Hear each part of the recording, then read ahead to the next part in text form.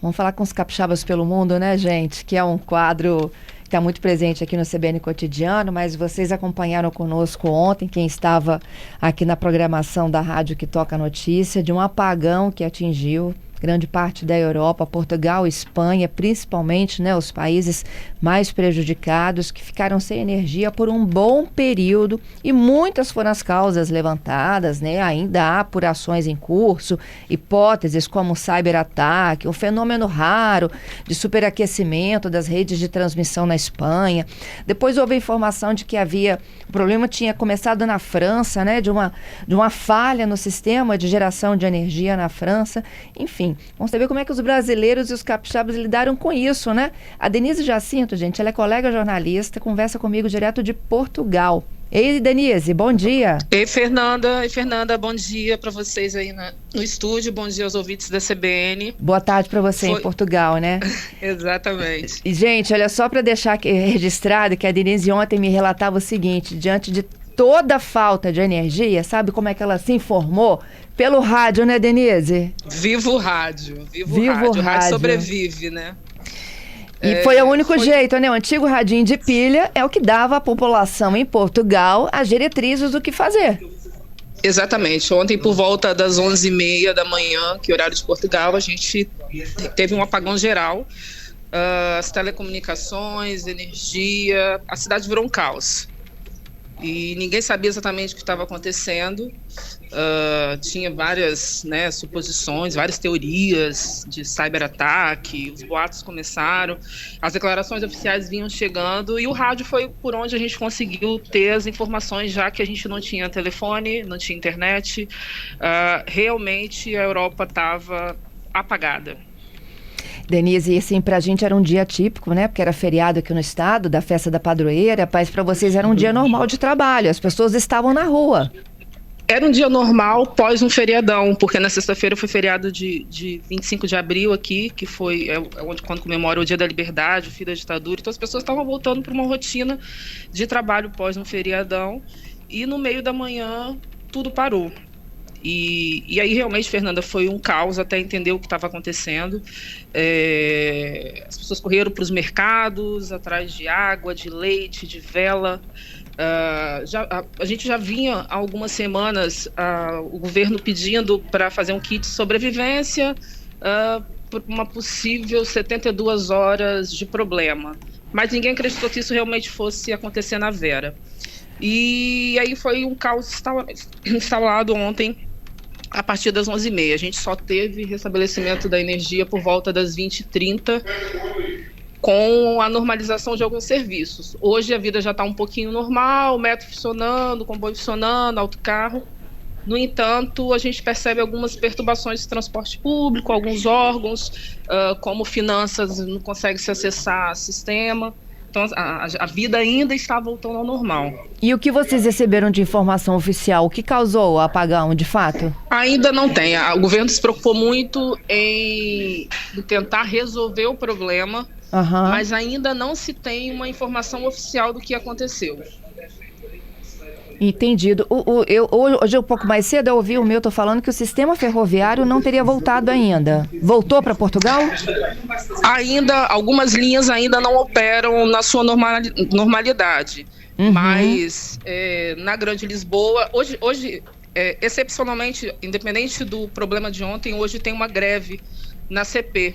Então, acredito que as perturbações hoje têm muito mais a ver com a greve do que com o problema de ontem. Entendido. E aí, assim, naquele desespero, né, sem energia, as pessoas saíram de onde elas estavam, tipo, saiu do trabalho, voltou para casa, foi buscar filho na escola.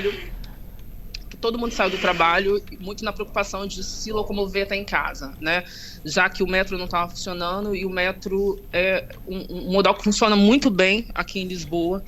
Então, com o metro fechado, os autocarros, no caso os ônibus aqui, acabaram tendo um volume maior de passageiros, e isso acabou perturbando um pouco a operação. Além disso, os sinais de trânsito não funcionavam, os cruzamentos estavam uma loucura. Sabe Ensaio sobre a Cegueira? Aquela cena Eu falo que em Terra de Saramago, ontem a gente viveu meio que um dia de ensaio sobre a cegueira, da gente não entender muito o que está acontecendo, perceber a vulnerabilidade das estruturas sociais, né? Mas ao mesmo tempo perceber que as pessoas ainda tinham empatia e solidariedade para poder ajudar um ou outro em tempo de crise. Que legal. Hospitais, como fizeram? Os hospitais tinham autonomia dos geradores. Dos geradores, né? Dos geradores. Mas ainda assim tinha uma expectativa de mais de 24 horas de apagão e o governo estava se preparando para tentar garantir os serviços essenciais. Mas graças a Deus restabeleceu-se antes do que estava previsto. Uhum. E à noite, então, a energia voltou para vocês? Por volta das 20h30 a energia voltou e os serviços começaram de telefonia, começaram a voltar à sua normalidade. E enfim, foi um dia assustador no sentido de não entender o que estava acontecendo. A falta da comunicação é uma coisa que assusta, né, Fernanda? A gente está muito habituado à informação ao instantâneo, no né? tempo real, né? Mas ao mesmo tempo, o que se observou em algumas zonas de Lisboa tem muitos parques, né? Como as pessoas foram embora mais cedo para casa, percebeu-se famílias nos parques. A gente tem relatos de famílias que aproveitaram para conversar, para se interagir, né? A gente tem uma colega aqui, a Raquel Moleiro, que é uma jornalista, que escreveu uma crônica dizendo que desligou-se a luz e acendeu-se uma vida diferente no mundo velho.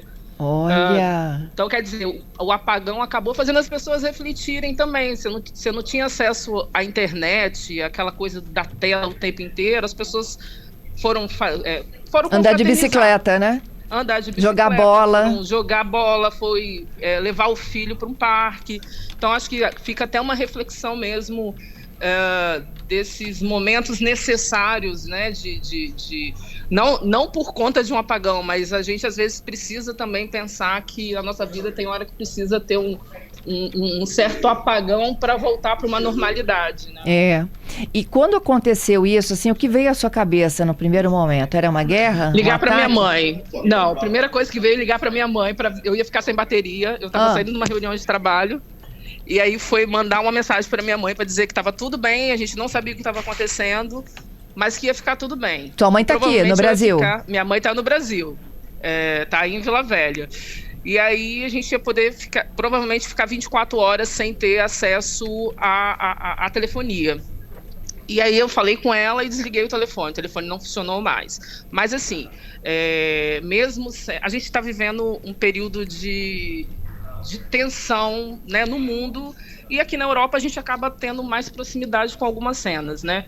Essa coisa da guerra, da Ucrânia. As pessoas na rua, você ouvia falando, né? Se tinha algum movimento por conta da guerra, a questão do cyberataque, a questão de uma interferência da Rússia para retalhar alguma situação. Então, assim, teorias, Fernanda, não faltaram. Mas a verdade mesmo é que ainda está em auditoria, não se sabe o que realmente aconteceu. O governo ainda não deu uma resposta, mesmo hoje, ao longo do dia, não se tem uma resposta qual foi o problema.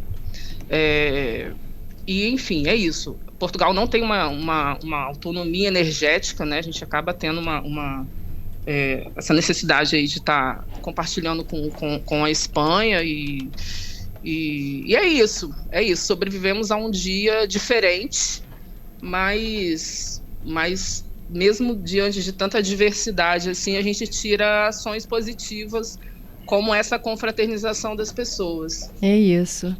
E o rádio, né? O rádio sempre. Fernanda, não se acha rádio para comprar hoje em Lisboa. Radinho a pilha não tem radinho a pilha. Um colega do trabalho ontem falou: olha, eu andei ontem procurando um rádio a pilha, não achei para comprar.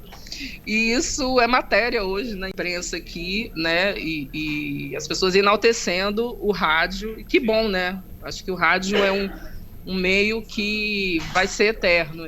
Há quem duvide, mas acho que cada vez mais o rádio mostra que é cada vez mais necessário na vida de todo mundo. É isso. Ô, Denise, obrigada, viu, por parar um minutinho da sua rotina aí para compartilhar conosco essa história. Eu agradeço, Fernanda. Um beijão para todos aí. Um beijo grande para você. Tchau, tchau.